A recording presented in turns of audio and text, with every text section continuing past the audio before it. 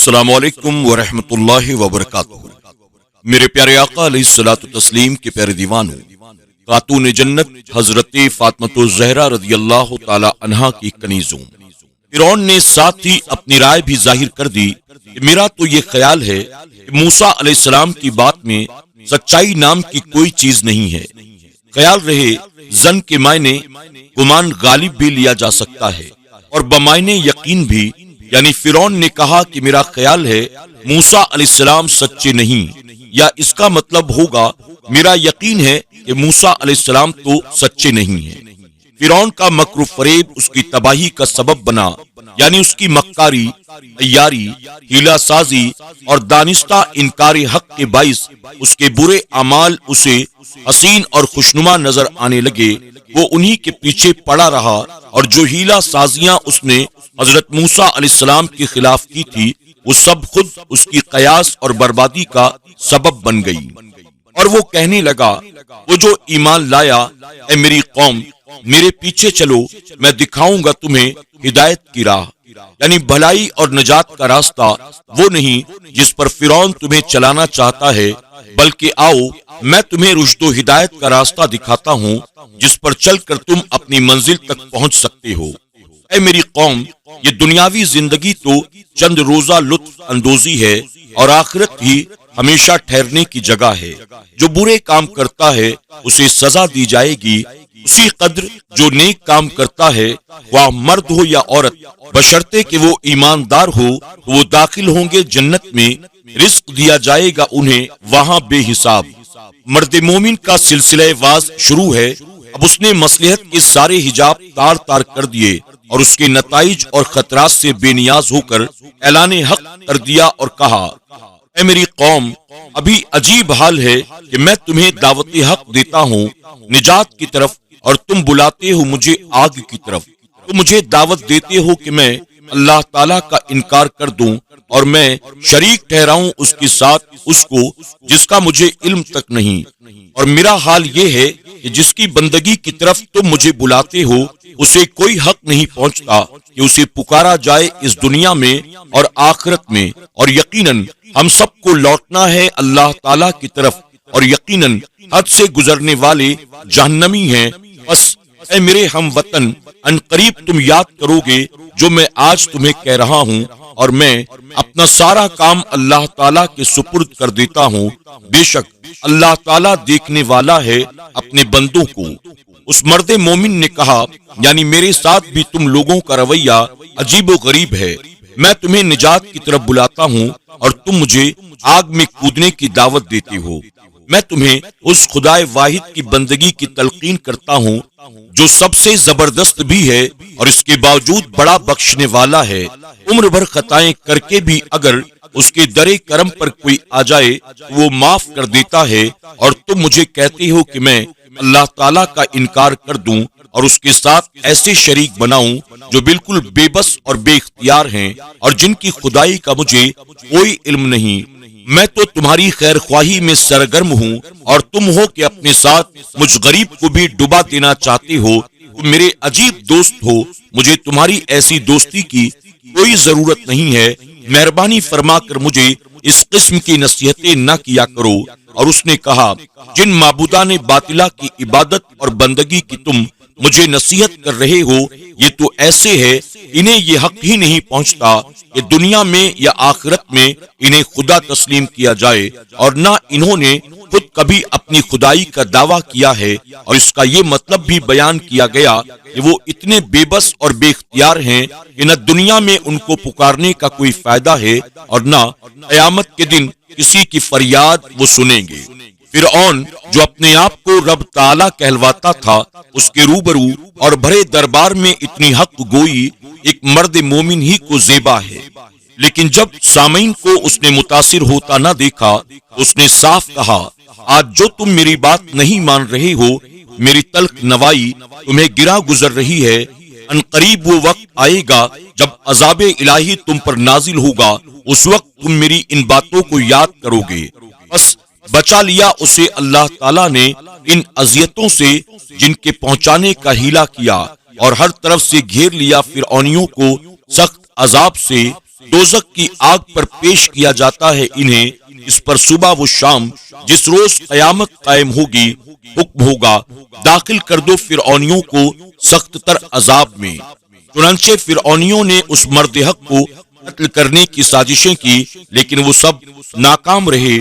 اللہ تعالیٰ نے اپنے بندے کی خود حفاظت فرمائی اور کوئی اس کا بال بیکا تک نہ کر سکا۔ ٹوٹا فرعون اپنے لاؤ لشکر اور جاہو حشمت سمیت غرق کر دیا گیا۔ غرق کرنے کا واقعہ تفصیلی طور پر انشاءاللہ بعد میں ذکر کیا جائے گا۔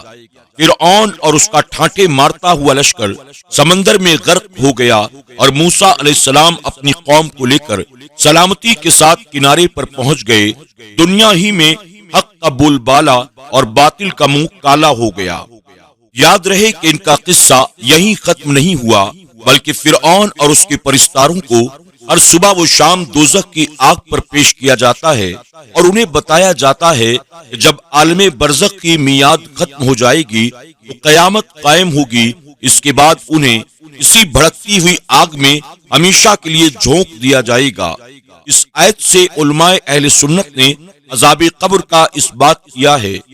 قبر سے مراد صرف وہ گڑھا نہیں جس میں کسی کو دفن کیا جاتا ہے، کیونکہ یہ قبر تو کسی کو نصیب ہوتی ہے اور کسی کو نصیب نہیں ہوتی، بلکہ اس سے مراد برزخ ہے۔ یہ مرنے کے بعد اور قیامت سے پہلے کے وقت کو عالم برزخ کہتے ہیں۔ آل فرعون کو دیے جانے والے دو عذابوں کا یہاں ذکر ہو رہا ہے، ایک وہ جس میں وہ قیامت سے پہلے مبتلا ہیں اور دوسرا وہ جو قیامت کے بعد انہیں دیا جائے گا۔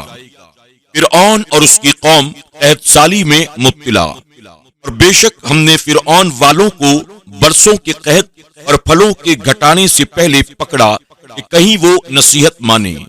اللہ تعالیٰ نے انہیں تباہ و برباد کرنے سے پہلے دنیا میں چھوٹے چھوٹے عذاب دے کر سوچنے سمجھنے کا موقع دیا کہ وہ کفر و معصیت سے باز آ جائیں۔ فرعون نے اپنے 400 برس کی عمر میں سے 320 سال تو اس آرام کے ساتھ گزارے تھے کہ اس مدت میں کبھی درد یا بخار یا بھوک میں مبتلا نہیں ہوا تھا۔ اب قحط سالی کی سختی ان پر اس لیے ڈالی گئی تھی کہ وہ سختی ہی سے خدا کو یاد کریں اور اس کی طرف متوجہ ہو جائیں، لیکن وہ کفر میں اس قدر راسخ ہو چکے تھے، ان تکلیفوں کے باوجود بھی ان کی سرکشی بڑھتی رہی۔ جب انہیں بھلائی ملتی کہتے یہ ہمارے لیے ہے، اور جب برائی پہنچتی تو موسیٰ علیہ السلام اور اس کے ساتھ والوں سے بدشگنی لیتے۔ سن لو، ان کے نصیبہ کی شامت تو اللہ تعالیٰ کے یہاں ہے، لیکن ان میں اکثر کو خبر نہیں اور بولے تم کیسی بھی نشانی لے کر ہمارے پاس آؤ کہ ہم پر اس سے جادو کرو، ہم کسی طرح بھی تم پر ایمان لانے والے نہیں ہیں۔ جب ان کو ارزانی فراخی، خوشحالی اور امن و عافیت حاصل ہوتی تو کہتے یہ تو ہمارا حق ہے، ہم جب مستحق تھے تو اس لیے یہ امن و عافیت کے حالات ہمیں حاصل ہوئے۔ وہ اسے اللہ تعالیٰ کا فضل و کرم نہ سمجھتے اور نہ ہی شکر بجا لاتے۔ جب انہیں تنگحالی، قحط سالی اور مصائب و آلام کا سامنا کرنا پڑتا تو کہتے یہ بلائیں تو موسیٰ علیہ السلام اور ان کے ساتھیوں کی وجہ سے پہنچی ہیں، اگر یہ نہ ہوتی تو یہ مصیبتیں بھی کبھی نہ آتی۔ رب تعالیٰ نے فرمایا کہ یہ شامت تمہارے اپنے اعمال یعنی کفر و ضلالت کی وجہ سے ہے جو اس نے تمہارے لیے مقرر کر دیا ہے، وہی تمہیں حاصل ہونا ہے۔ پھر اصل شامت تو وہ ہوگی جب تمہیں جہنم کی آگ میں جھونک دیا جائے گا۔ حق تو یہ ہے کہ وہ اس قسم کی تنبیہات کی وجہ سے سوچتے سمجھتے کفر و ضلالت کو چھوڑتے اور ایمان لے آتے، لیکن وہ اپنی سرکشی میں اتنے غالب آ چکے تھے کہ ایمان لانے سے سراسر انکار کر دیا۔ جب وہ اپنی ہٹ درمی میں یہاں تک پہنچے تو حضرت موسیٰ علیہ السلام نے ان کے خلاف دعا کر دی، اے رب ہمارے ان کے مال برباد کر دے، ان کے دل سخت کر دے۔ آپ کی دعا کو قبول کر لیا گیا۔ فرعونیوں کے درہم و دینار پتھر ہو کر رہ گئے، یہاں تک کہ پھل اور کھانے کی چیزیں بھی برباد ہو گئیں اور طرح طرح کی ان پر آزمائشیں آئیں۔ میرے پیارے آقا علیہ الصلوۃ والتسلیم کے پیارے دیوانوں، خاتون جنت حضرت فاطمہ الزہرا رضی اللہ تعالی عنہا کی کنیزوں، آج کے درس میں بس اتنا ہی، انشاءاللہ اس کے آگے کے واقعات ہم کل کے درس میں سماعت کریں گے۔ آپ تمام سے ادباً ایک بار پھر گزارش ہے، آپ درس کو سننے کے بعد کمنٹ باکس میں جا کر کم سے کم ایک بار سبحان اللہ ضرور لکھا کریں۔ سبحان اللہ لکھنے سے آپ خود ثواب کے حقدار بن جاتے ہیں، اور یاد رکھیں کمنٹ باکس میں آپ کے لکھے سبحان اللہ کو جتنے لوگ اور جب پڑھیں گے اللہ تعالیٰ آپ کو یقیناً ثواب عطا فرمائے گا۔ تو یہ آپ کے لیے ممکن ہے کہ صدقہ جاریہ بن جائے، اس لیے کمنٹ باکس میں نیکی حاصل کرنے کی نیت سے سبحان اللہ ضرور لکھا کریں۔ ساتھ ہی ہمارے درس کو آپ لائک بھی کریں۔ اللہ توفیق دے تو اپنے دوست احباب کے ساتھ بھی اس درس کو شیئر کرنے کی کوشش کریں۔ اگر آپ نے ہمارے چینل کو اب تک سبسکرائب نہیں کیا ہے تو ابھی سبسکرائب کر لیں، اور آئندہ آنے والے تمام نئے درس کی نوٹیفیکیشن کے لیے بیل آئیکن کو کلک کرنا نہ بھولیں۔ آج کے درس میں بس اتنا ہی، انشاءاللہ زندگی رہی تو کل پھر ہماری اور آپ کی درس کے ذریعے ملاقات ہوگی۔ تب تک کے لیے اجازت دیں، اپنا اور اپنوں کا خوب خیال رکھیں۔ اللہ آپ کو ڈھیروں خوشیاں عطا فرمائے۔ السلام علیکم ورحمۃ اللہ وبرکاتہ۔